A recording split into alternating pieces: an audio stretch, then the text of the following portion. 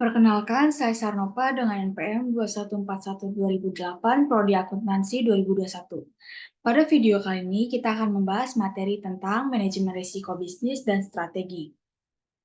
Manajemen risiko merupakan komponen penting dalam menjalankan bisnis yang sehat dan berkelanjutan. Melalui penerapan manajemen risiko yang efektif, organisasi dapat mengidentifikasi, menilai, dan mengendalikan berbagai risiko yang dapat mengancam keberlangsungan usaha. Bukan hanya dengan risiko keuangan, tetapi juga dengan risiko operasional, reputasi, dan strategi. Sebuah pendekatan holistik dalam manajemen risiko dapat membantu organisasi untuk mengambil keputusan yang lebih baik, mengalokasikan sumber daya secara efisien, dan meningkatkan daya saing di pasar.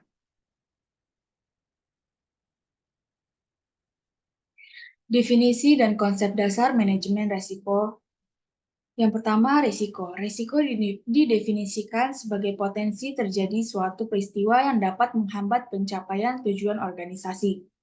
Risiko dapat bersumber dari berbagai faktor, baik internal maupun eksternal, yang dapat berdampak negatif pada kinerja, reputasi, atau keberlangsungan hidup bisnis. Yang kedua, manajemen risiko. Manajemen risiko adalah proses sistematis dalam mengidentifikasi, menganalisis, mengevaluasi, mengendalikan, dan memantau risiko untuk memastikan bahwa organisasi dapat mencapai tujuannya dengan efektif. Ini melibatkan pengembangan strategi dan implementasi tindakan untuk meminimalkan dampak negatif dari risiko yang teridentifikasi. Yang ketiga, prinsip-prinsip manajemen risiko. Beberapa prinsip dasar manajemen risiko mencakup pemahaman konteks organisasi, keterlibatan pemangku kepentingan, komunikasi yang efektif, serta pemantauan dan peninjauan berkelanjutan. Pendekatan yang komprehensif dan terintegrasi sangat penting untuk memastikan manajemen risiko yang efektif. Selanjutnya, identifikasi dan analisis risiko bisnis. Identifikasi risiko, tahap pertama adalah manajemen risiko adalah mengidentifikasi risiko-risiko yang dapat mempengaruhi pencapaian tujuan organisasi. Ini melibatkan pengumpulan informasi dari berbagai sumber seperti data historis, analisis lingkungan, dan masukan dari pemangku kepentingan.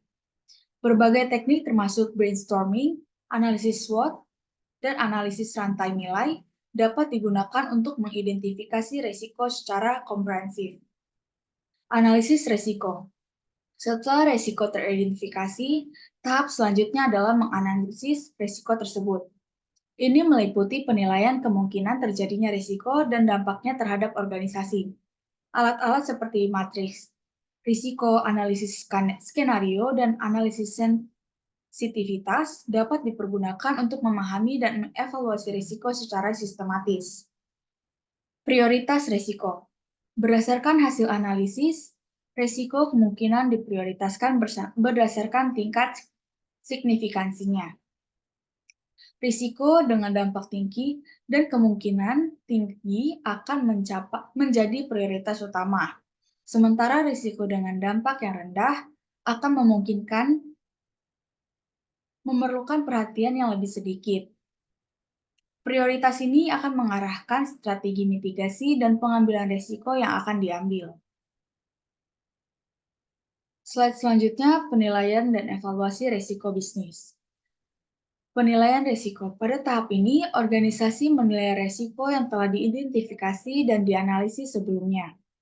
Penilaian risiko melibatkan pengukuran kemungkinan dan dampak dari setiap risiko, serta mempertimbangkan faktor-faktor seperti toleransi, risiko, dan tingkat risiko yang dapat diterima oleh organisasi.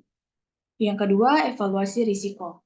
Setelah penilaian risiko, organisasi mengevaluasi risiko-risiko tersebut dan menentukan apakah perlu dilakukan tindakan lebih lanjut. Evaluasi melibatkan perbandingan tingkat risiko dengan kriteria yang telah ditetapkan, serta pertimbangan biaya dan manfaat dari setiap tindakan mitigasi yang mungkin diambil. Yang ketiga, pengambilan keputusan. Berdasarkan penilaian dan evaluasi risiko, organisasi dapat mengambil keputusan tentang bagaimana menangani risiko. Keputusan-keputusan ini dapat meliputi penghindaran risiko, pengurangan risiko, transfer risiko, atau penerimaan risiko, tergantung pada profil risiko dan strategi organisasi. Slide selanjutnya, strategi mitigasi dan pengendalian risiko. Yang pertama, penghindaran risiko. Salah satu strategi utama dalam menjalankan risiko adalah menghindari risiko dengan cara menghindari aktivitas atau situasi yang dapat menyebabkan risiko yang tidak dapat diterima. Ini mungkin melibatkan perubahan dalam bentuk, proses, produk, atau layanan untuk menghilangkan sumber risiko. Yang kedua, pengurangan risiko. Jika risiko tidak dapat dihindari, organisasi dapat mengambil langkah-langkah untuk mengurangi kemungkinan atau dampak dari risiko yang teridentifikasi. Ini dapat dilakukan dengan menerapkan kontrol internal, meningkatkan kendala, atau mengembangkan rencana kontingensi. Yang ketiga, transfer risiko. Beberapa risiko dapat dialihkan kepada pihak lain melalui asuransi atau kontrak-kontrak outsourcing. Ini memungkinkan organisasi untuk mengurangi exposure terhadap risiko tertentu, meskipun tetap mempertahankan tanggung jawab serta secara keseluruhan. Dan terakhir, penerimaan risiko. Dalam beberapa kasus, organisasi dapat memutuskan untuk menerima risiko tersebut jika dampaknya dinilai dapat dikelola dan sejalan dengan strategi dan toleransi risiko organisasi. Ini memungkinkan terjadi ketika biaya mitigasi risiko melebihi manfaatnya. Implementasi manajemen risiko dalam organisasi. Kepemimpinan. Komitmen dan dukungan dari manajemen puncak sangat penting untuk keberhasilan implementasi manajemen risiko. Pemimpin harus menetapkan tone di tingkat atas dan memastikan bahwa budaya manajemen risiko tertanam di seluruh organisasi. Integrasi. Manajemen risiko harus diintegrasikan ke dalam proses bisnis, pengambilan keputusan, dan tata kelola organisasi. Ini akan memastikan bahwa risiko dipertimbangkan secara sistematis dalam seluruh aktivitas organisasi. Sumber daya. Organisasi harus menyediakan sumber daya yang memadai, termasuk tenaga kerja yang terlatih, sistem, dan anggaran untuk mendukung implementasi manajemen risiko yang efektif. Komunikasi. Komunikasi yang efektif dan keterlibatan pemangku kepentingan kunci untuk memastikan pemahaman dukungan dan akuntabilitas dalam manajemen risiko di seluruh organisasi. Monitoring dan evaluasi manajemen risiko.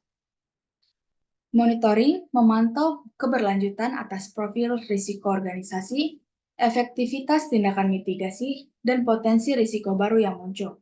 Ini memungkinkan organisasi untuk mengambil tindakan korektif dan penyesuaian yang diperlukan secara tepat waktu. Peninjauan. Tinjauan berkala atas keseluruhan kerangka kerja, manajemen risiko untuk menilai kecukupan dan efektivitasnya. Ini dapat mencakup evaluasi kebijakan, proses, dan pelaporan yang ada. Perbaikan keberlanjutan. Berdasarkan hasil pemantauan dan peninjauan, organisasi dapat diidentifikasi peluang untuk meningkatkan praktek manajemen risiko dan memastikan keselarasan dengan tujuan strategis yang berubah.